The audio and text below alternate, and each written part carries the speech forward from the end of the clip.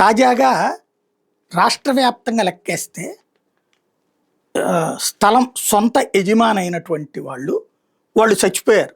చచ్చిపోయిన తర్వాత ఆళ్ళ పిల్లలకి భూమి చేరట్లేదు. అలాగా చచ్చిపోయినోళ్ళ పేరుతోనే భూములు ఉన్నటువంటోళ్ళు దాదాపు 4,00,000 మంది.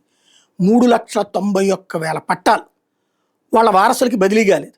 రిజిస్ట్రేషన్ రుసుము కూడా కట్టలేని పరిస్థితుల్లో ఉండటం మూలంగా ఆ చచ్చిపోయినోళ్ళ పేరు మీదనే ఉండిపోయింది. దీన్ని ఇప్పుడు ₹100కే వారసత్వ వ్యవసాయ భూములు రిజిస్ట్రేషన్ చేయాలన్నది బాబు ప్రభుత్వం అనుకుంటోంది. అది జరిగితే వీళ్ళందరికీ ఈ 3,91,000 అంటే దాదాపు 4,00,000 మందికి ఆ భూమి వాళ్ళ పేరుకి వెళ్తుంది. వాస్తవంగా చనిపోయిన పట్టాదారుల పేర్లు అధిక సంఖ్యలో ఉండటంతో వారసత్వ రిజిస్ట్రేషన్ల మీద చంద్రబాబు ఈ కీలకమైన నిర్ణయం తీసుకున్నారు. అద్భుతమైన నిర్ణయం. ఆస్తి విలువ 10 లక్షల లోపు ఉంటే ₹100, 10 లక్షలు పైబడితే ₹1000 స్టాంప్ రుసుము కట్టించుకుని రిజిస్టర్ చేయాలని నిర్ణయించారు. అయితే అది తొందరగా ఇవ్వాలి. ఇంకా ఆర్డర్స్ ఇవ్వలేదు. అది ఇచ్చేస్తే 4 లక్షల కుటుంబాలకి దీపం పెట్టుకుంటారు ఆయన పేరు చెప్పుకుని.